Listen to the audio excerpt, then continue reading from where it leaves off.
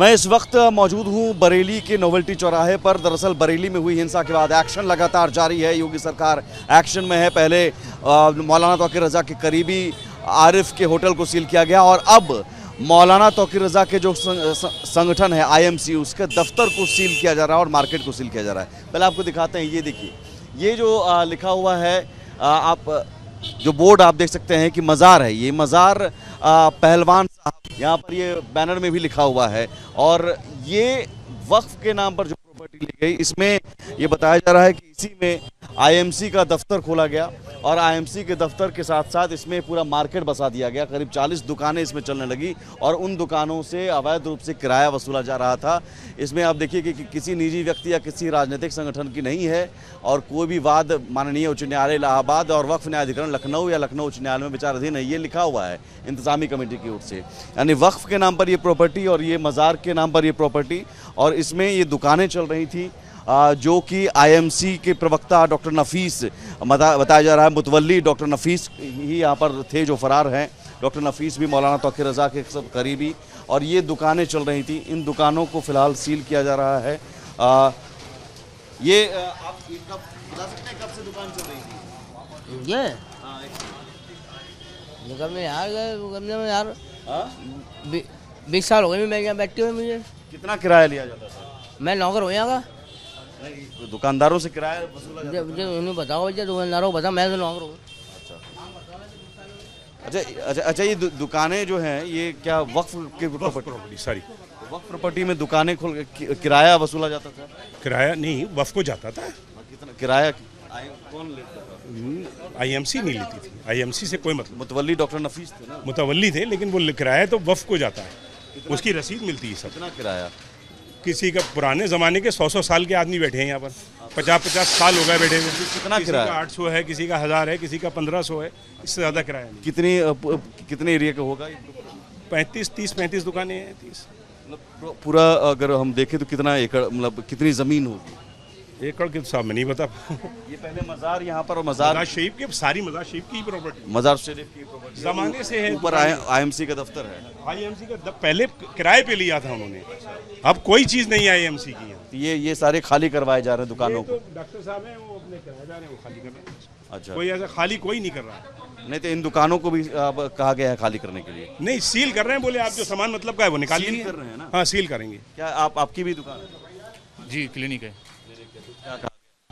बस ये कहा गया था हमसे कि आप 3 बजे तक जो है वो दुकानें जो है वो अपना सामान जो है वो मैनेज करिए, आप बाकी आप आगे के आप ही जिम्मेदार होंगे।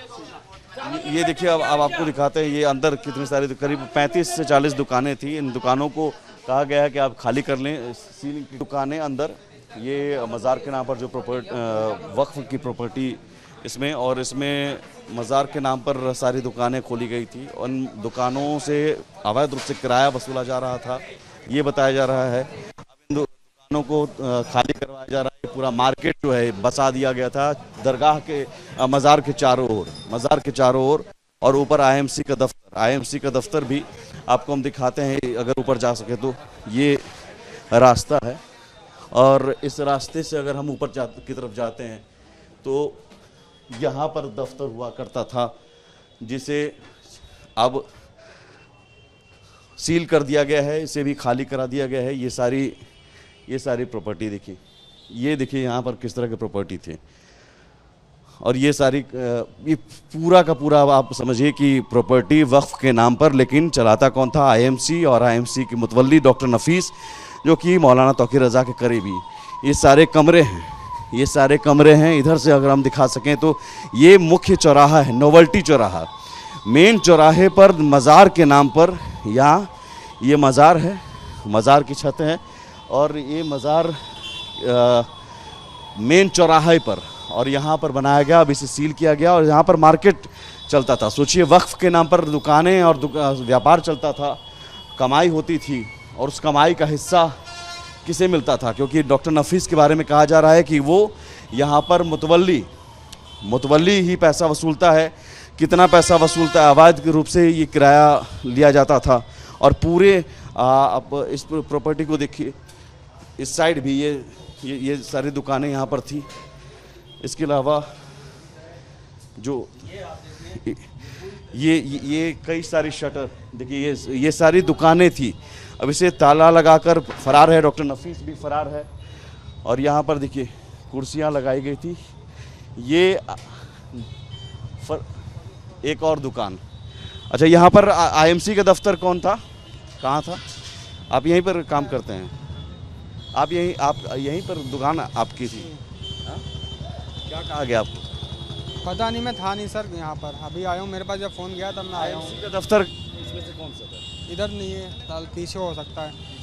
डॉक्टर नफीस आते थे यहाँ पर? मैंने आज तक देखा नहीं है, मुझे अभी जल्दी में ही मैंने ऑफिस खोला था यहाँ पर। अच्छा, कितना किराया देते थे आप? किराया भाई को पता होगा, भाई ने बात करी थी सारी, जो भी कुछ है उन्हें पता होगा। मैं तो फिर भी कितना किराया देते थे ये तो याद होगा। जो पार्टनर हैं मेरे उनको पता होगा। ये देखिए ऊपर तक दुकानें, यहाँ ये मज़ार की छत है, गुंबद है ऊपर, देखिए ये मज़ार। अब इस मज़ार के कैसे इर्द गिर्द चारों तरफ बसाया गया और ये प्राइम लोकेशन है। यहाँ से देखिए ये नोवेल्टी चौराहा है, यहीं से कुछ दूरी पर पथराव भी हुआ था, कुछ दूरी पर जो हिंसा हुई थी मस्जिद में। और यही वो चौराहा है जहाँ महादेव पुल जो देख रहे हैं आप, महादेव सेतु, वहाँ से भी पथराव किया गया था। अब उन उपद्रवियों की भी पहचान की जा रही है। मौलाना तौकीर रज़ा को भी गिरफ्तार करके जेल भेज दिया गया। मास्टरमाइंड दूसरा जो नदीम था उसे भी गिरफ्तार करके जेल भेज दिया गया। और साथ ही साथ अब कार्रवाई उन लोगों पर भी हो रही है जो मौलाना तौकीर रज़ा के करीबी हैं और उन पर भी शिकंजा लगातार कसा जा रहा है। और जो यहाँ पर करीबी हैं, जो स्ट्रक्चर देखिए किस तरह से बनाया गया कि मज़ार है लेकिन मज़ार के इर्द गिर्द दुकानें और ये व्यापार चलता था अवैध रूप से। ये कार्यालय, ये देखिए ये कार्यालय यहाँ पर ये ताला लगा हुआ है, बिल्कुल दिखा सकते हैं। तो कार्यालय प्रभारी, और यहाँ एक बैनर छपा हुआ है और इसमें कुछ ख़ास डिटेल नहीं, लेकिन ये यहाँ कार्यालय भी था। ये आईएमसी, यहाँ पर अगर देख सकें, देखिए आईएमसी लिखा हुआ, तो आईएमसी का यही वो कार्यालय था, ये दफ्तर।